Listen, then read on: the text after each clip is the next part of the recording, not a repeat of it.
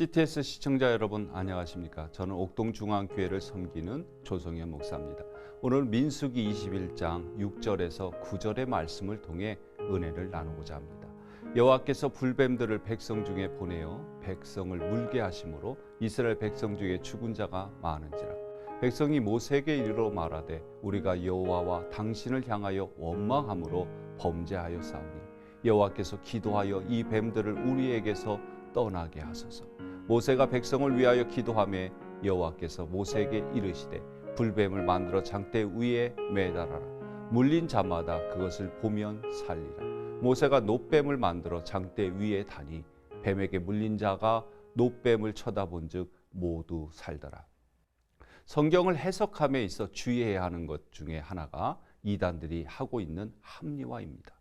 그들은 자기들이 원하는 성경 말씀을 통하여 이것은 이래서 이것이다라는 논리를 펼칩니다. 그 대표적인 것이 바로 뱀입니다. 이단들은 뱀은 거짓, 사탄이라고 정의합니다. 그러기에 이단에서 성경 공부를 한 사람들이 상담을 할 때 묻곤 하는 것이 바로 뱀과 연관된 질문입니다. 이 질문의 대답은 절반의 답입니다. 이렇게 이야기하는 이유는 성경에서 뱀을 꼭 부정적인 거짓 사탄으로만 바라보는 것은 아니라는 의미입니다.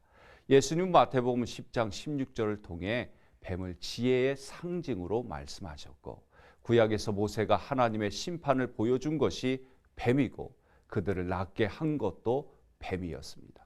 또한 하나님께서 모세에게 나타난 하나님의 전능하심을 나타내어 지팡이가 뱀이 되게 하시고 그것을 바로에게 보이시어 하나님을 나타나시기도 하셨습니다. 성경이 제시하는 뱀에 대한 상징을 보면 다음과 같습니다. 첫째, 부정적인 상징입니다. 대표적인 것이 창세기 3장 1절로 14절에 나오는 하와를 유혹하는 뱀이며 시편에서는 거짓으로 요한계시록에서는 마귀 혹은 사탄, 용으로 사용이 됩니다.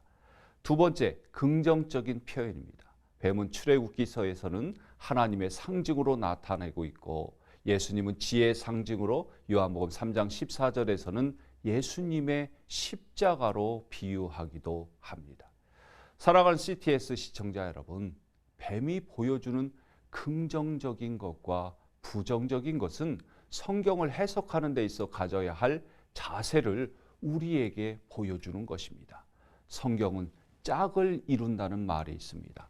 단편적인 것이 요한복음 3장 16절에 예수 믿으면 구원받는다는 것인데 이와 짝을 이루는 말씀은 마태복음 7장 21절에 나오는 나더러 주여 주여 하는 자마다 다 천국에 들어갈 것이 아니요 다만 하늘에 계신 내 아버지의 뜻대로 행하는 자라야 들어가리라의 말씀일 것입니다. 이러한 짝을 이루는 혹은 정반대의 해석이 가능한 말씀이 있는 것은 해석을 함부로 해서는 안 됨을 강조인 것입니다. 성경은 사람의 상황이나 시간 그리고 사람의 고유한 특징에 따라 다르게 다가올 수 있습니다. 평생을 연구해도 깨닫지 못한다는 표현을 쓰는 이유가 여기에 있는 것입니다. 성경은 나에게 들려주시는 하나님의 말씀이니 그 말씀에 아멘 하면 됩니다.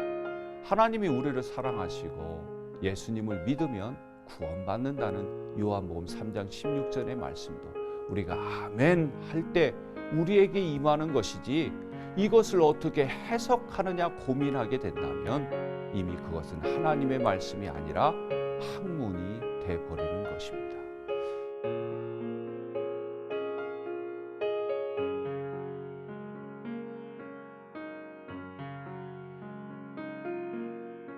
저는 CTS 시청자 여러분께 다음과 같은 말로 끝인사를 드리려고 합니다.